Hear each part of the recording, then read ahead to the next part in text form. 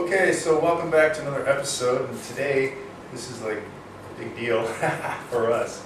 We're lucky and honored, and you're lucky too, because we're not just talking to a real field linguist, we're talking to the director of the Linguistics program here at Piatt University.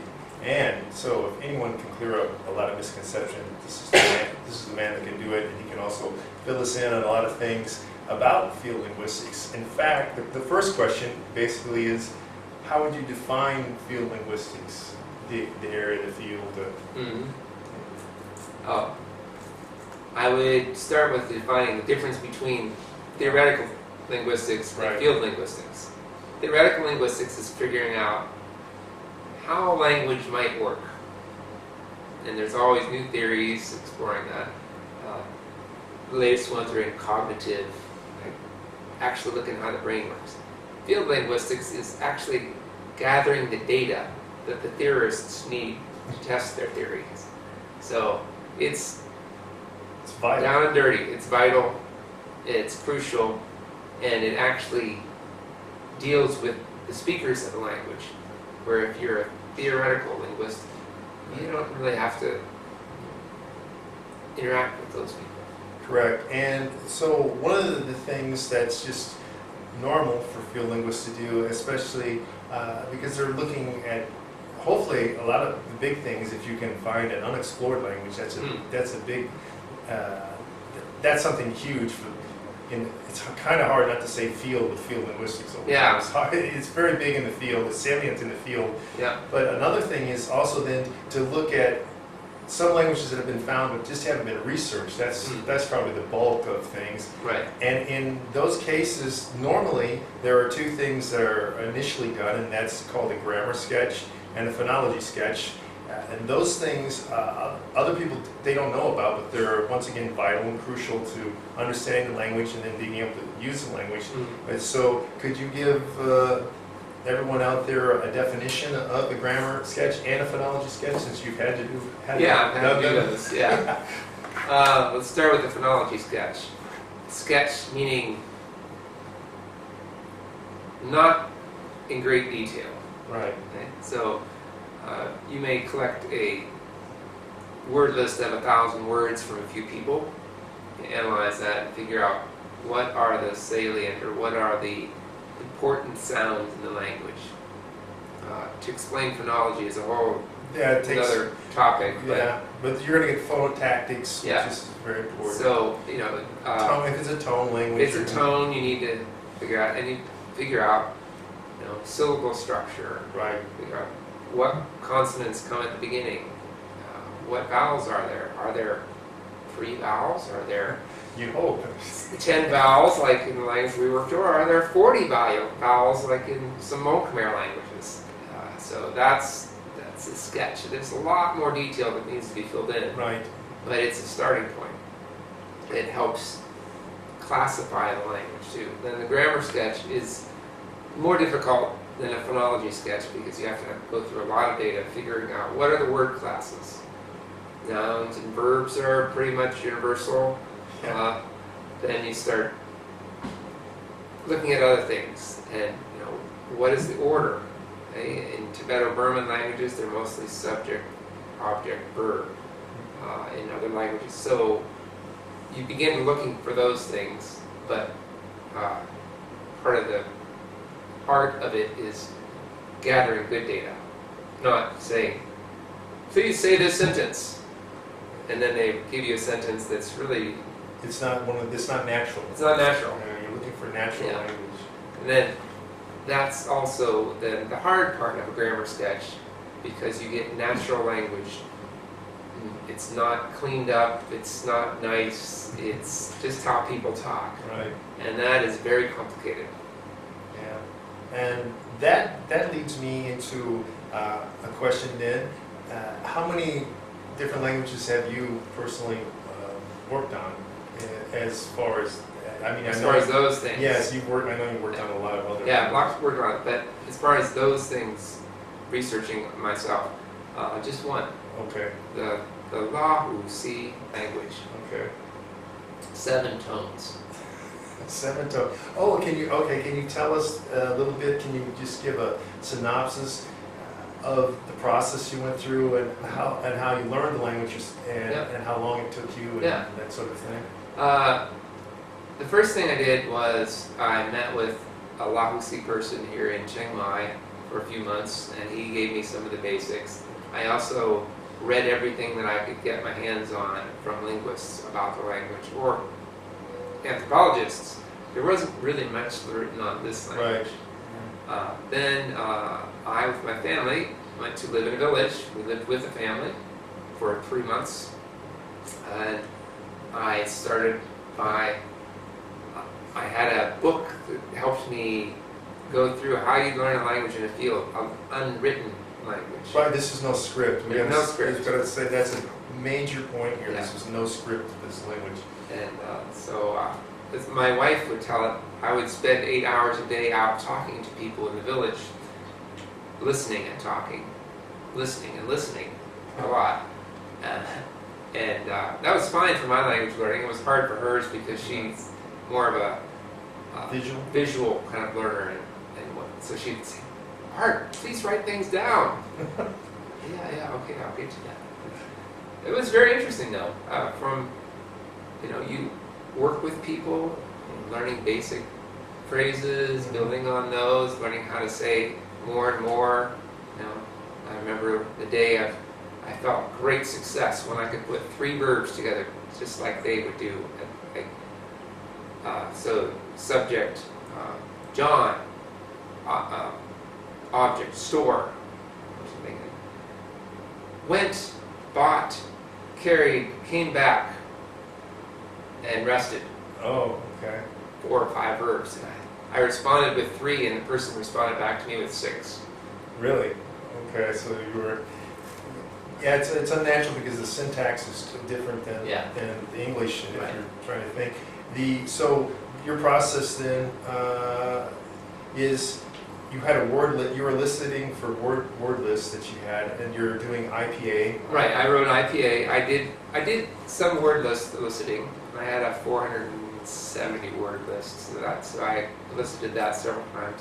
I did other things like colors. I had a palette of colors. Oh yeah, that's very important languages. What color is this? What color is that? That usually erupted into a group activity that, no, it's not that, it's this. Well, I want the word.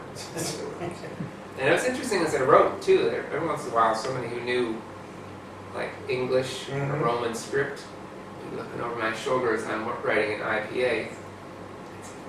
No, that's not a Y, that's a Z.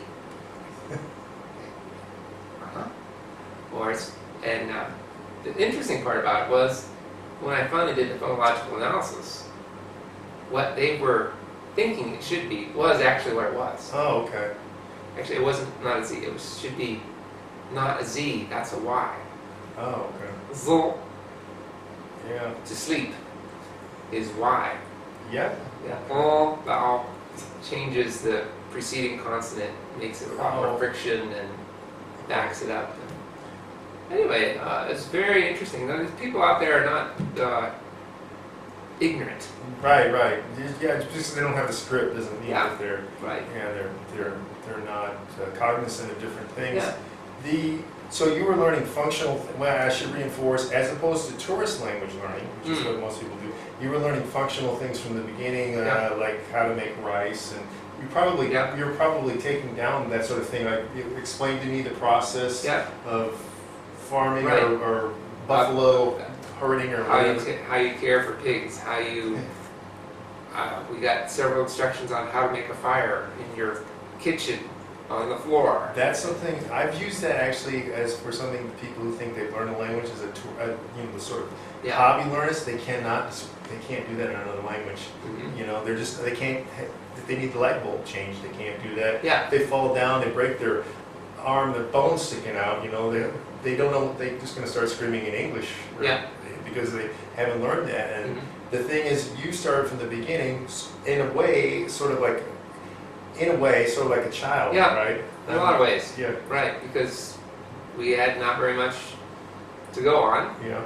We actually had kids with us. Our youngest turned 1 the first year we were in the village, and so we learned a lot of the baby care sort of things? yeah, the baby care, but also commands. Don't climb, don't eat, don't run, don't. That's good. It was like, so, dot, dot, dot, dot. And that was solidly in our heads. Yeah. How long did it take you before, let's say, what is your functioning level if in FSI, DLI terms? Yeah. Where did you end up? I got to about a 2 in 3 months. In 3 months. That was very fast. Yeah, that's incredible actually. That's I did have a bit of this pre-time in the city, but that's just the kind of language learner I am. If I can be there, listening, immersed, hear it, use it. That's, yeah. And it took Pam a lot longer. At the highest, I was probably between 2+ and 3. Okay. But I've lost that now. But those gradients are almost geometrical when you get up, because when we talk to people, if someone is actually a 4 in a language, that is an incredibly high level. That is an incredibly high level. It takes a lot of years and a lot of pain. Yeah, a lot of pain, a lot of work. A lot of work. Yeah, so because the 2 to 4 isn't doubling. It's an exponential. Yes, that's the word I was. 6 or 8 levels higher, actually. Yeah. So that's how many? Okay, people are going to ask me, how many languages do you speak? See, this is something I want to drive home to people, because one of the other misconceptions is all linguists are monolingual. They don't know anything about languages, but that is impossible as a field linguist. Oh yeah, it's impossible to be monolingual. Right. So, and unless you can find a group that already speaks the language that you know in the first place. Yeah. So I learned Japanese a number of years ago when we lived in Japan. It's very rusty, almost gone. But we can reignite. In Spanish, yeah. When I'm around Japanese people, it comes back. Spanish, not as much. Thai. Yes, well, you have to use that. I have to use Thai to learn the other language. Right. And I tried to get away from Thai as quickly as possible, but you still need to learn. You need to know how to say some basic words. So that's and plus English. Right. What? Because we're speaking English. Obviously, yeah. But you have to throw that out sometimes, because other people don't include that. So that's staying on that. Then once again, and locracy. Okay, yes, that was the. This is something there's a lot of confusion about, and a lot of people have started talking about this, but they're not experts in this area. Mm-hmm. They're just hobbyists, and they're doing. And as Robert said, they're not looking at actual languages that are endangered. They talk about language documentation and language preservation. Could you actually give us the definitions of those and some of the process that goes into documentation, which hopefully leads to part of preservation? Okay. And then there's two. I'll start with preservation. Okay. There's two ways to look at that. Okay. Okay. Are we preserving something that's going to be on a shelf like these theses? Yeah. You know. Okay, well, I got all this material and it's there, it's preserved, it's an archive. Or are we talking about making sustainable use of the language in the language community? There have been languages that have been brought back from being moribund, being dead, like Hebrew. You're right, that's the big example. That's the big example. Welsh is coming. It's coming. Yeah. But that's a hard process. Yeah. It's really the whole thing. How many native-born speakers? That's it. I mean, that's the key to everything. Yeah. Right. Yeah. And it's passing it from parents to children. So what is language documentation? I think it's a moving target from what I see. You know, sometimes it's using a video recorder and you're going out and you video people talking, and that some people call language documentation. Well, if you can do that plus getting a free translation of what was said, well, that's a little better. Right. If you can do that plus a word list that is maybe tailored to that area of the world. Having snow in your word list here in Southeast Asia doesn't get you very far. No, I don't think sheep does either, does it? No, sheep doesn't either. I was in Ghana for a word collection workshop, and northeastern Ghana, and they said, bananas. We don't grow bananas at all. We don't have any words about that. Said, Yeah. okay, that's fine, because you don't do that. So anyway, having a word list helps. Having just some basic stories helps. That's crucial, actually, right? Yeah. I mean, If you don't have any stories of different genres, right. then you're really not documenting much about the language itself, because every language, I like to say, every language has its own taste. Like every culture has their own food, and if you tell a story in a language and you don't have the right spices, the native speakers are Yeah, they don't like it. Yeah, it doesn't work. Well, to use a cliche, I guess every language has a story to tell. Yeah, that's right. Yes, they do. Yeah. That is, that's very important, and exactly what you, just to go backwards a little bit, what you said about the preserving a language, I think there's a lot of debate on that. A lot of people say, okay, I can understand it as a museum piece, but we should bring back languages that are on the brink. They should just go ahead and die. There's a lot of that. But as Robert said, a lot of these people who are fancying themselves like armchair preservationists are doing languages that have scripts that have a number of speakers. Yeah. They're not at the world language level. So these people think I'm helping to preserve this, like Ladino. Do you know this language was sort of the Jews who were driven out of Spain, and so they speak a version of that. And it's not really an endangered language, but there are people who are trying to get projects to preserve it. And this is not what we're talking about. We're talking about very small languages, like in I guess the prototypical place is Papua New Guinea, correct? Yeah. Oh, that's they're quite small. The Amazon jungle, those are quite small languages. Yes. The language group we worked with is about 100,000 speakers over 5 or 6 countries. So that's small. I mean, it's small. In world terms, that's small. Even Northern Thai, where there's been several million speakers, it's still small. It's small. That's why Central Thai is prestige. Yeah, it's prestige. It's the prestige dialect. language of government and schools and everything. TV supposedly. Radio. But okay, so I mean, we could go on. There's why you take classes on this to go into this, because we're just barely covering the surface of this. Hopefully, it whets appetites for everything. But this is something else that I've gotten. People ask me about it, and I just don't really talk about it. And some people have started to ask Robert, and they're interested in becoming a field linguist, and it might be also from the movie The Linguist. The famous, that guy is very famous and good. He's a very good linguist. What is entailed in being a real field linguist, and what warnings, what sort of background, everything. Talk as if you're counseling somebody. Counseling somebody. I guess. Okay. Well. But I don't know what the number one thing. I'll just say some things that come to mind. Flexibility. Okay. Because you are going to be needing to go places that are not necessarily easy to go. You most likely won't go like where some of our students here, where it's a 10-day hike after the motorcycle, after the bus. Right. But and it's a different. You're going to be outside the culture, because if they're a small language group, it's very unlikely that you're going to be the one doc. You need some linguistics training. You need to know phonetics. Yes. And grammar. And grammar.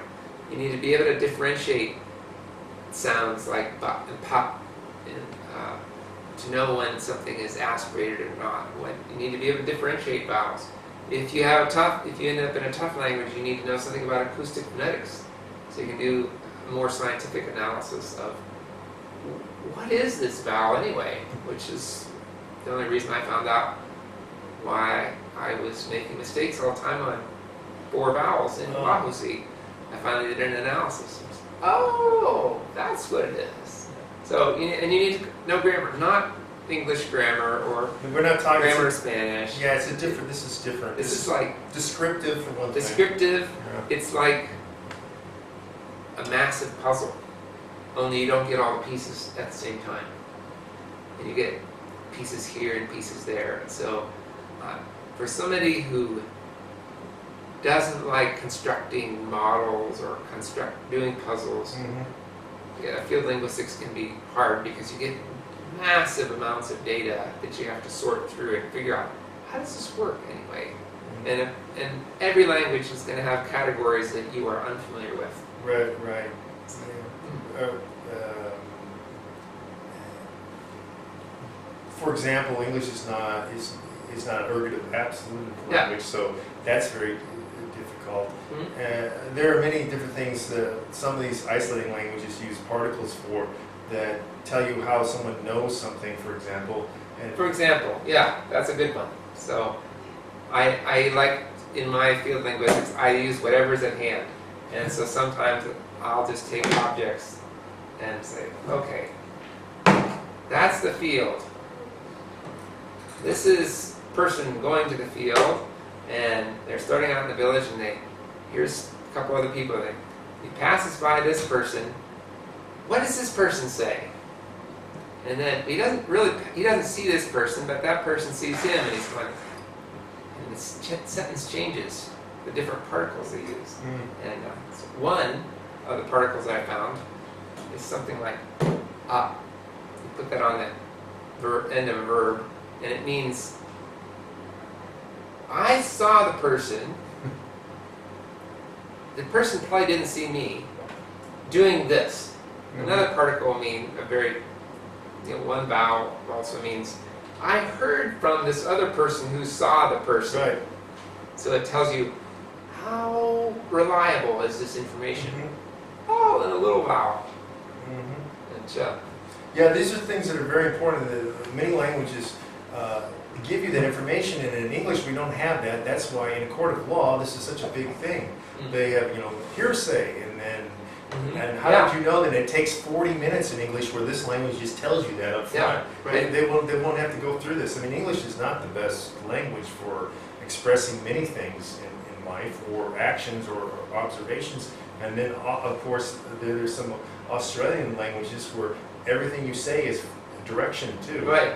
Yeah. That's because you cannot get lost in the desert or you're dead. I mean, that's why, And the same thing with some Inuit languages. They have very detailed past tenses, many different past tenses. So that's why, if you can know that maybe the seals are still there, or the elk or whatever are still there, or how fresh the fish might be, or whatever. Those things are very important to their actual environment. So that's something to take into consideration, because a lot of people don't realize it, because you have to know the culture. And what we're trying to get to, in one way of saying, is you want to become an insider, not be an outsider. Yeah, as much as you can, you become an insider. That way, the more insider you are, the more you'll learn, and the more you will find these treasures. Right. That's what I see them as, these little things. They're just like gems. Like, wow, you can do all that in this way. Right. It's really cool. It's fun. That's it's a discovery process. Yeah. And if you like problem solving, then you'll like it. And really, grammar, to set it in a different way, most people don't, because they think of it as in a prescriptive sense, and this is that. Well, this is a descriptive sense, one, and it's also, grammar is just the underlying structure of a language. You don't set out saying, well, I want this to happen, I want that. No, you look at what's happening, and then you detail it, and there are many different grammar systems, and some of them are complex and detailed, but it's fun. I mean, grammar is more fun to me than phonology is. But that leads me then to a personal question about what area of linguistics do you like the most? I mean, I have a feeling on the answer, and it'll seem like I'm lying, because I could just say I was right, but I'm thinking that I'm right about the area. But what is your favorite area? It's a hard question, because the more I know about it, the harder it is. I really like sociolinguistics. That was what I was going to say. That's how people use language, who speaks to whom, when, how, what, and it. But the more I learn about sociolinguistics, the more complicated and open-ended it seems. So even when I was doing my linguistics degree, I kind of like sociolinguistics, but I like acoustic phonetics because it's very scientific. yeah, it's very hard. It's hard science. That's hard science, Yeah. and I'm an engineer also. Right, I have so a that- civil engineering degree, and so that really fits me there. But Yeah, that does fit you. I mean. how? But like, why did that person say it that way in this situation? It's just fascinating. Yeah, that, a lot of that. I mean, we can't, I don't want to go into this because I mean these are all classes that you could take here. By the way. Absolutely. Yeah. But register is one of the things, and in Japanese it's all register. Oh. You're never talking really on this on. Yeah. Equality, I got to tell this to people. Equality is a French idea that was accepted in other parts of Europe and North America now. That is not a global idea, and Uh-huh. languages reflect that. They don't believe in equality, and this is shown very clearly on the verbs in Japanese, on Yeah. how you're speaking. You're either speaking up or down. Yeah. And they have a very bizarre thing, just speaking quickly on grammar, that they have an open class pronoun system. They're one of the few languages that take, because pronouns are usually fixed. That's one of the things we Right. look for. Right. But they continuously add new pronouns to their language, which is very bizarre. You can look that stuff up. Thai is adding some Are pronouns. they? Are they? Well, I, you. It took me a long time to figure this out. And now the social linguistics of this, I keep thinking, why did you use that in this situation? I haven't figured it out. There's a lot of complexity in that. So it's a puzzle again. Mhm. Yeah. Well, I know some of the older forms in Thai, they dropped those. I mean, there's a more Yeah. honorific Yeah. you and stuff. Right. Yeah. Then kun, Yeah. which is, that's hard for Thais in English. They don't really know what they're saying in English, you know. But, because it doesn't really, once again, it's a cultural thing and there's not a direct translation for that. But, okay, so that leads me right into the question of, people have asked me then about if they were interested in learning languages here, or not learning well, okay, to become a student here, Yeah. you have to already be fluent in another language. That is true. That's right. A living language. Yep. And Someone you can talk to. right. And that level is it 3? It's a 2+. 2+. Okay. Yeah.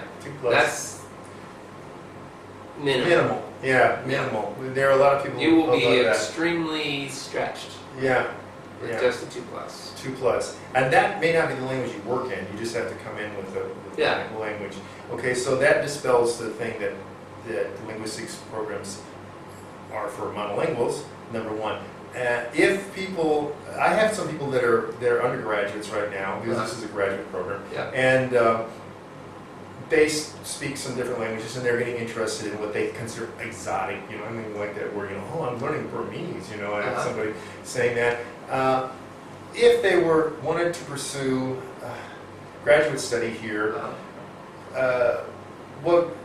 where should they go? Is there a website, or how should they go about that? You can go to our website at, sorry, I haven't memorized what it is.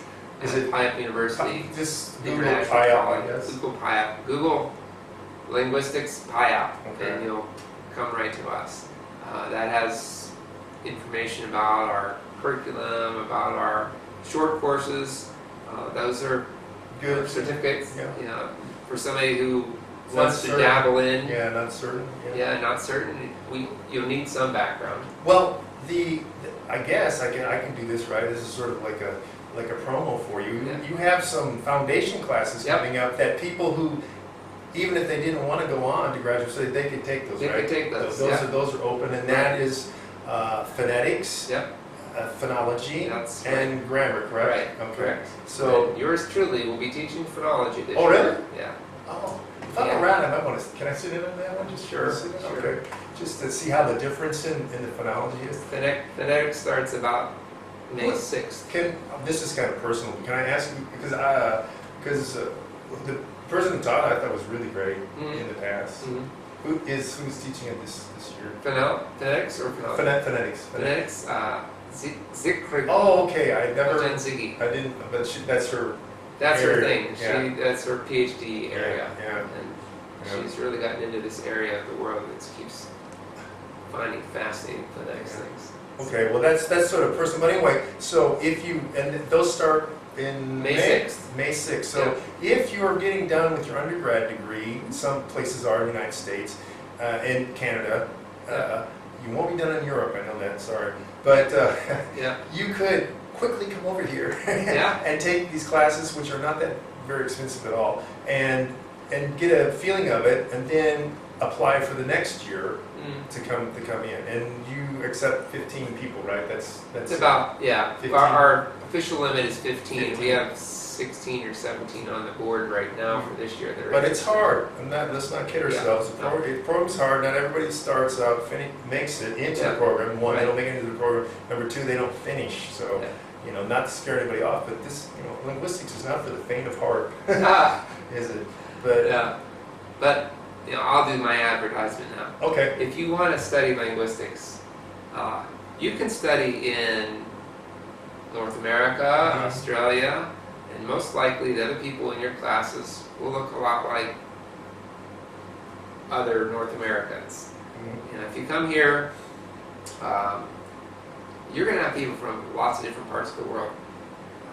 Many times our classes they're always small, but I've taught many classes where I had 7 students who had 7 different mother tongues, and those mother tongues came from 3 or 4 different major language families. So any topic you bring up, you have somebody there that has some experience in it, and it's a very rich environment to learn linguistics. I did my master's degree in Texas, and was it all North Americans there? I think it was almost all North Americans. My field methods class, we studied Indonesian, because there were Indonesian students. That would have been fun. Yeah, it was fun, but the not fun part about it was I only ever met one Indonesian.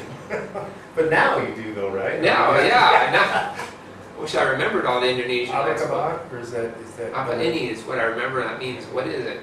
Yeah. Well, Malaysian, and they're very close. Very close. So. Yeah. But that's true, and you have and the fact is too, not only do they have people that are from many different countries, they also have people who are very multilingual, like all the Filipinos are multilingual. They speak at least 3 languages. Yeah. So and most of the people from Burma do too. Yeah, that's true too. Teaching classes, and I ask everybody, write down the languages that you speak. One of the first things I do. And then I look at them and look at their list, and I usually know something more about the person. And I say, well, what about this language? Oh, well, I'm not sure that's really language. No, that's really language. You can have that one. Well, how about this? Oh, well, I just use that at home. Oh, well, Yeah. Okay. Yeah. So, Northern Thai, speakers of Northern Thai almost never write that down as a language. They don't, but But it is. If you say to them, Salbot, then they automatically respond, which is a Northern Thai that's been thrown into usage quite a bit here. But anyway, I mean, we could go on for decades because this is a wellspring of information. But hopefully we've covered everything that people have asked me about. Robert, our cameraman, anything that you can think of? Oh, it sounded good. I want to thank Art for the interview. Right. This is really enjoyable. Get a lot of really good information here. I had 2 stories that came to mind. Okay, great. When you asked about what kind of person, and I was thinking, what kind of person? You got to be a little weird. Just be honest. Okay. We talked about that the other day. Yeah. To be willing to go out, but a person of compassion. To realize that these people are often, most of the language we work with are marginalized people. So one story that really hit me, we were living in a village for about the 2nd year. We only had been there a total of maybe 8 months, over a couple years. And one of my friends came up one day, just out of the blue, said, "We know that you really love us." How? Why? I thought, I was, because I'm learning the language, or helping develop a writing system, because he said, because you eat what we eat, and you drink what we drink. Other people coming from the cities, even if they are from our tribe, they bring their own food, they bring their own water, but you and your family eat with us. And you could see the value that gave to that person. And then, like, wow, we are important to somebody. Along the same lines, we'll mix this in with the program here. Okay. We have a course called Text Analysis. So I collected a bunch of folk tales in Lahusi language and gave them to the teacher professor who was doing that class, and they were analyzing them. Whole semester going through. I had made the glosses and the interlinearization. Which is a lot of work, by the way. Yeah, that is a lot of work. Trying to figure out what is this. That's a lot of work. Yeah. So, yeah. But so then towards the end of the semester, my good friend, one of my closest friends in the world, who's Lahusi, we invited him in so students could ask him questions, because they had developed all kinds of things they wanted to know. And so we were in the classroom and they'd ask him questions, and I was feeling a little nervous because he kept saying, I don't know. Why is it this way? Or, what does this mean? He'd say, I don't know. Well, I've been working with the guy for 6 years. Right. And after class, all the students were going out. We were at the door, and he stopped me in my tracks by saying, I have a real language, don't I? Yeah, of course. I've been working with you. We've been working together 6 years. But the decades and decades and decades of people telling them, your language isn't real. It's not written. It doesn't have a grammar. And he said, wow, all these MA students are asking me about them, and they can't figure out. And then he smiled and said, and it's really hard, isn't it? I said, yes, it's really hard. So validation. Yeah, Validation. just validation of, yeah, you're real. This language that's so core to you as a being, it's valid. Yeah, That's that's a powerful reason Yeah. to pursue language learning, Yeah. actually. Yeah, it is. But anyway, I think we should wrap it up here. Okay. But it's our guest expert. Once again, thanks to our guest expert. And any questions you have, you can alert them. I can't say I can answer them all, but I will try to follow up and say where you might find out more information. But be sincere in your inquiry, and realize again that this is a professional trade and a professional pursuit, and you could better approach it that way, or you're not going to go very far with it. But anyway, so until next time, Robert and I thank you very much, and we'll see you. Thanks, Art. Thanks. Thank you.